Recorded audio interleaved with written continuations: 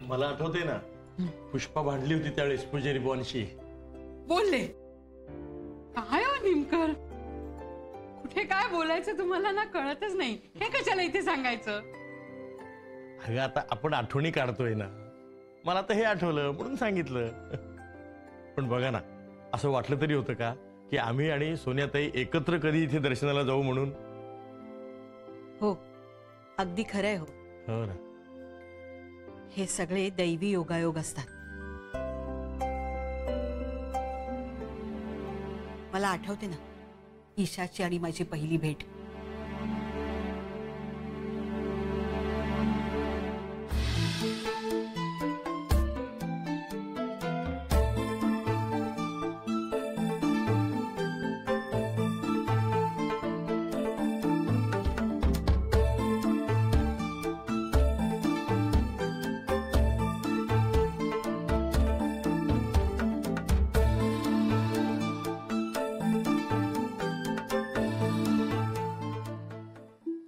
आई साहेब, मी जरा जाऊन येते.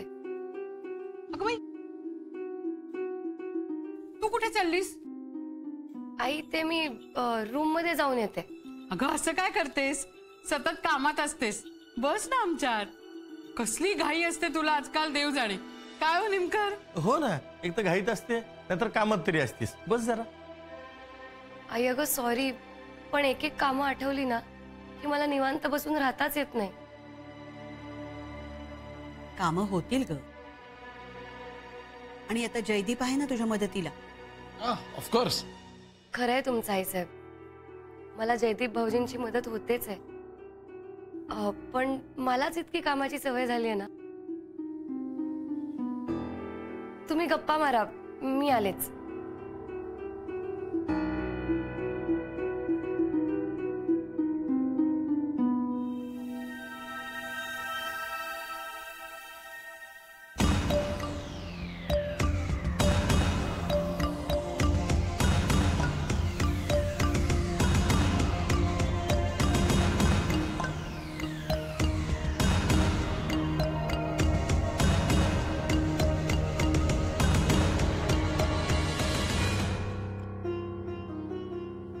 Hello Paranjape sir. झेंडे सरांना सगळं कळलंय. हे माझ्या मागावर आहेत. काय? हल्ली काय जॉब बदललाय का? खबरा म्हणून काम करताय? जयदीप सरांच्या केबिन मध्ये मायक्रोफोन का बसवला होता तुम्ही?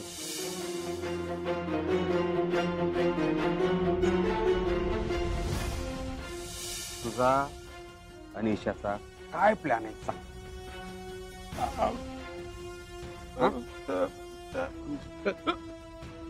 झेंडे झेंडे मला मारू नका झेंडे.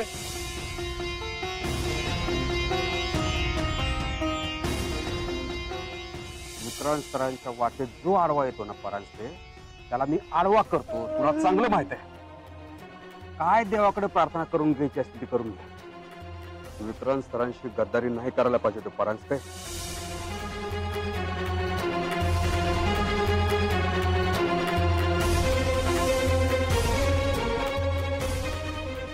बघताय काय?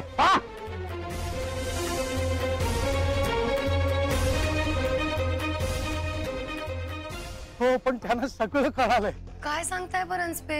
आज मोठ्या मुश्किलीनं जीव वाचवून निघालोय. नशीबच म्हणा माझं. पण झेंडे मला असं सोडणार नाही. आमचा खूप जुना हिशोब आहे. दादासाहेब हयात होते ना तेव्हापासूनचा. आणि झेंडे नक्की तो हिशोब वसूल करणार. एक काम करा परांजपे, तुम्ही ना तुमच्या मुलीकडे निघून जा. अहो पण मॅडम. पण वगैरे काही नाही, आता आपल्याकडे वेळ नाहीये. तुम्ही एक काम करा, तुम्ही वेषांतर करा आणि तुमच्या मुलीकडे निघून जा. त्या झेंड्यांची नजर असणार आहे तुमच्यावर. अहो पण तुमच्या जीवालाही धोका आहे. तुम्हाला एकटीला सोडून मी कसं जाऊ? हे बघा परांजपे, तुम्ही माझी काळजी करू नका. माझ्याबरोबर भाऊजी आहेत, आई साहेब आहेत. आता तुमच्या जीवाची काळजी करणं जास्त महत्वाचं आहे तुमच्यासाठी. माझ्यापर्यंत कोणीही सहजासहजी पोहोचू शकणार नाही. त्यामुळे तुम्ही तुमच्या जीवाची काळजी करा. पण मी तुम्हाला साथ देण्याचं वचन दिलंय ना, ते कसं मोडू? परांजपे, तुम्ही ते वचन मोडत नाही आहात. तुम्ही मला दिली आहे साथ आतापर्यंत, पण आता तुमचा जीव वाचणं हे जास्त महत्वाचं आहे माझ्यासाठी. हो, जीवाची पर्वा नाही. आता खूप खूप वर्ष सोसलाय मी. तुमच्यावर परत अन्याय होता कामा नये. झेंडे आणि विक्रांतला शिक्षा झालीच पाहिजे. हो, खरं तर आतापर्यंत जगलोय ना, हा माझा बोनस समजा. परांजपे असं बोलू नका. अहो तुम्ही मला वडिलांसारखे आहात माझ्या, त्यामुळे प्लीज तुमच्या ह्या मुलीचं ऐका आणि तुमच्या मुलीकडे लवकरात लवकर निघून जा आणि स्वतःचा जीव वाचवा. तुमचा जीव माझ्यासाठी लाख मोलाचा आहे परांजपे.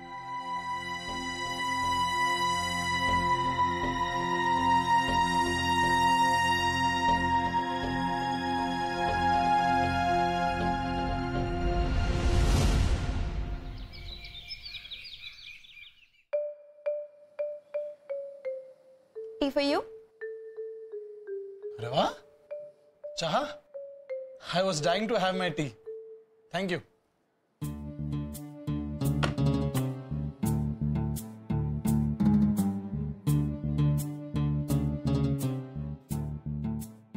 आजकाल वेळ कुठे असतो तुला कामातून? मग याचा तुला आनंदच आहे ना? ऑफकोर्स मला आनंद आहे, पण एका गोष्टीचा आनंद नाहीये मला जयदीप. कुठली गोष्ट ग? तू माझ्यापासून काहीतरी लपवतोस असं मला फील येतोय. What nonsense Sonia. आणि काही लपवायला माझ्याकडे वेळ तरी आहे का? I am extremely busy. I know that. पण परवा रात्री तू ईशाला माय फ्रेंड वहिनीऐवजी ताई म्हणालास का? रिअली? चुकून असेल. चुकून? हे बघ, माझ्या समोर तू खोटं नाही बोलू शकत. मला कळतं ते, माहिती ना तुला. तू जे काय ते खरं सांग ना.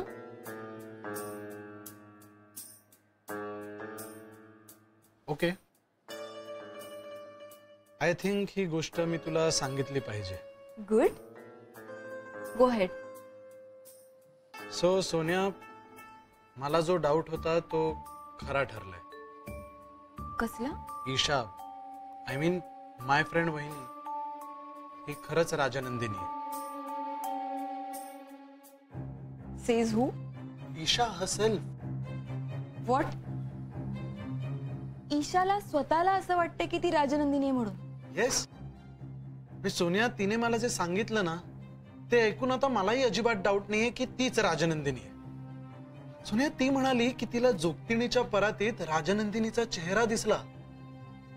अगं पण तेव्हा तिने राजनंदिनीला पाहिलंही नव्हतं. आणि मग नंतर दादा एकदा तिला त्याच्या वरच्या बंद खोलीत घेऊन गेला. तिथे तिने राजनंदिनीचा फोटो पाहिला फॉर द फर्स्ट टाइम. आणि मग तो फोटो बघून तिला चक्कर आली आणि मग तिला राजनंदिनीचं सगळं लाईफ दिसलं. येस. हाऊ? एखाद्या स्वप्नासारखं.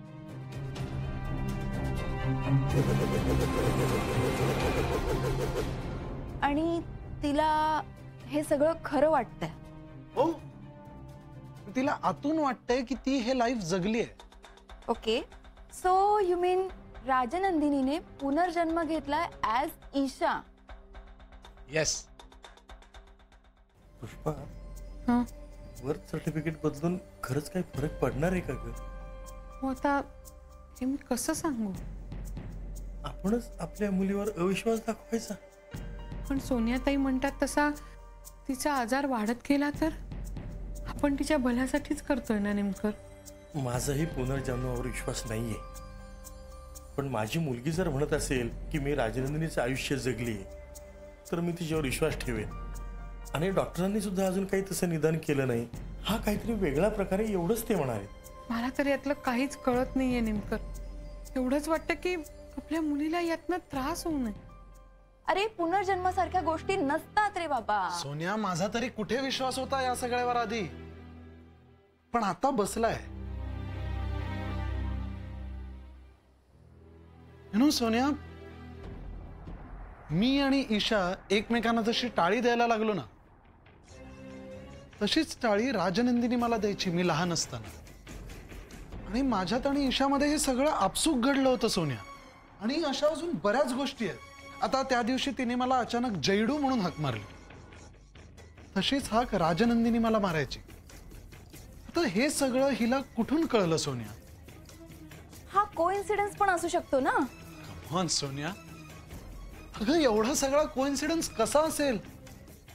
आणि बाय द वे, आई साहेबांना सुद्धा विश्वास बसलाय तिच्यावर. त्या सुरुवातीपासूनच ईशामध्ये राजनंदिनी शोधत होत्या. सो त्यांचं तर मला काही सांगूच नकोस. By the way, it was so funny. चला, मला ऑफिससाठी उशीर होतोय, मी निघतो. खूप म्हणजे खूप काम आहेत ऑफिसमध्ये. जयदीप, म्हणजे तुझा तिच्यावर विश्वास बसलाय का? Of course, I trust my friend वहिनी.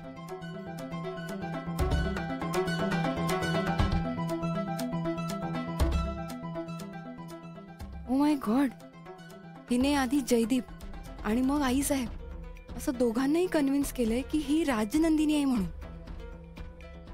तर हिचा आजार जर असाच वाढत राहिला ना तर नाही नाही नाही, काहीतरी केलंच पाहिजे.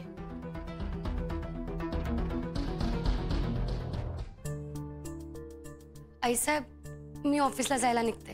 अगं थांब, परत अशी घाई सुरू झाली तुझी. थोडं खाऊन तरी घे. आईसाहेब, अहो खरंच वेळ नाही आता. ऑफिसमध्ये जाऊन एक अर्जंट काम पूर्ण करायचंय आणि ते झालं नाही ना तर काय होईल? गुड मॉर्निंग माय फ्रेंड वहिनी, लेट्स गो. बघ, हा पण असाच चालला. तुलाही खायचं नाहीये का? नो नो नो आई साहेब, I think we are late. चला भाऊजी. येस. राजनंदिनी,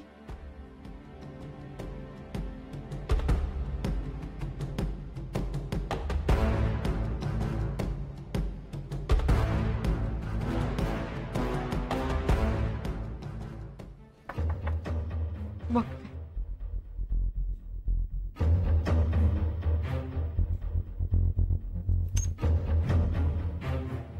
या.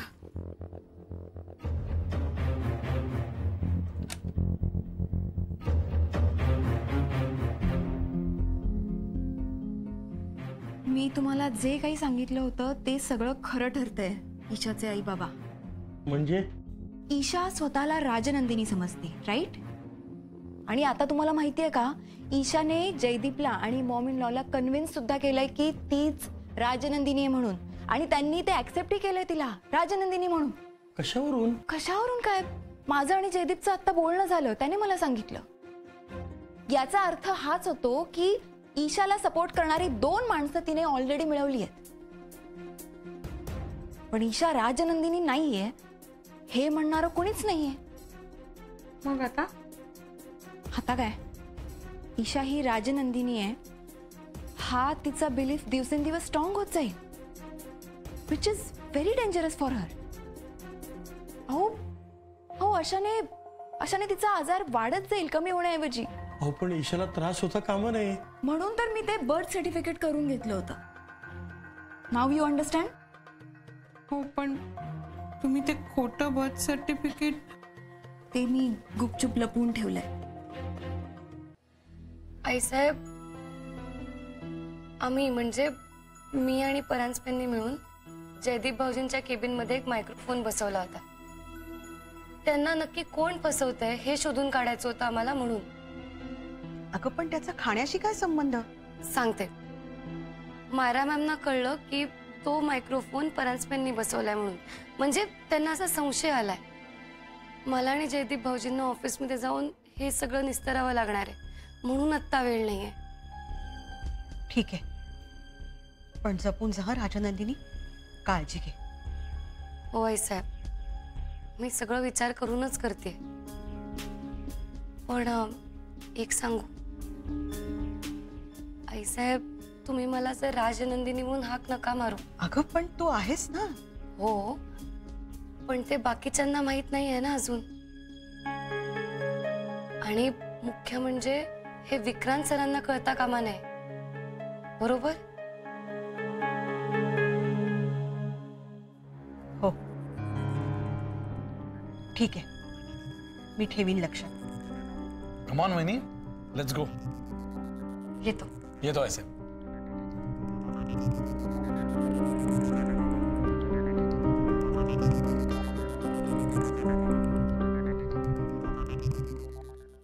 हो मी काय म्हणते, आपण ते बर्थ सर्टिफिकेट आईसाहेबांनाच जाऊन दाखवलं तर? हो. No no no, that would be a huge mistake. त्यामुळे उगाच प्रॉब्लेम वाढेल. हे बघा, आपण स्वतःहून जर ती गोष्ट त्यांना दाखवली ना तर त्यांना डाऊट नाही खेळणार. आणि बेसिकली तुम्हाला सांगू का, ईशा राजनंदिनी बनून आलीये हे त्यांना खूप आवडतंय. तुम्ही मला जर पर्सनली विचाराल तर मला असं वाटतं की या सगळ्या गोष्टींचा मॉम इन लॉवर सुद्धा परिणाम झालाय. पण ते सर्टिफिकेट वेळेत त्यांच्या हाती कसं लागेल? For that I have a plan. You don't worry. ईशाबद्दलचे सगळे गैरसमज मी त्यांच्या मनातून काढून टाकेन. Okay, so relax. Let's see how it goes. Okay, I need to go. Thank you so much for your help. येते मी.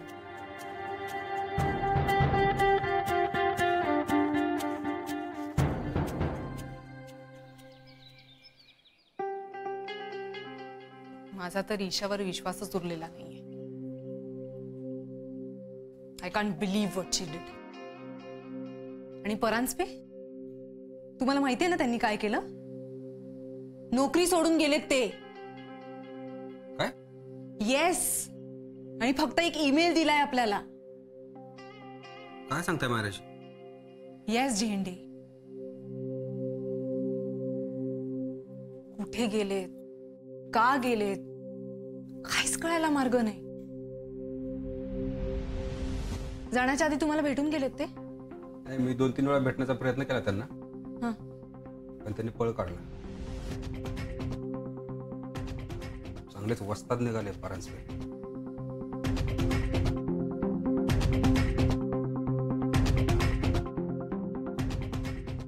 आपल्याबरोबर इतकी वर्ष काम केलंय त्यांनी. मी तर स्वप्नातही विचार केला नव्हता की परांजपे असं वागतील.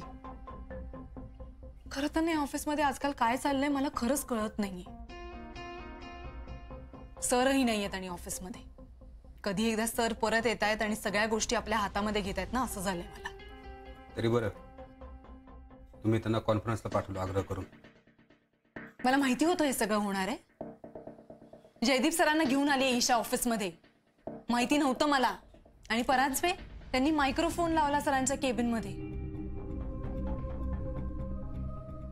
मला ना काहीच कळत नाहीये. आणि कॉन्फरन्सला जाणं सुद्धा गरजेचं होतं झेंडे. ओके ओके मायराजी, तुम्ही जास्त हायपर होऊ नका. मी बघतो त्या परांजपेचं काय करायचं ते. आपलं भांड फुटेल म्हणून पळून गेला असेल तो.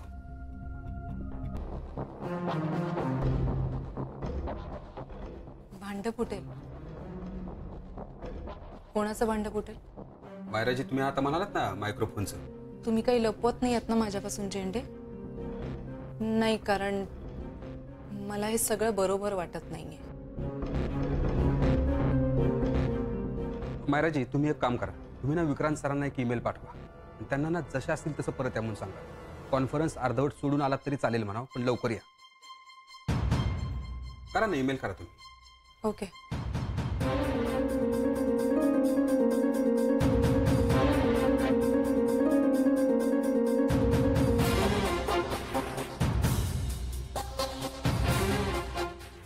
काय झेंडेंनी परांजपेंचा पाठलाग केला? हो, आणि परांजपेंना असं वाटतंय की झेंडे त्यांचा जीव घेतल्याशिवाय त्यांना सोडणार नाहीत.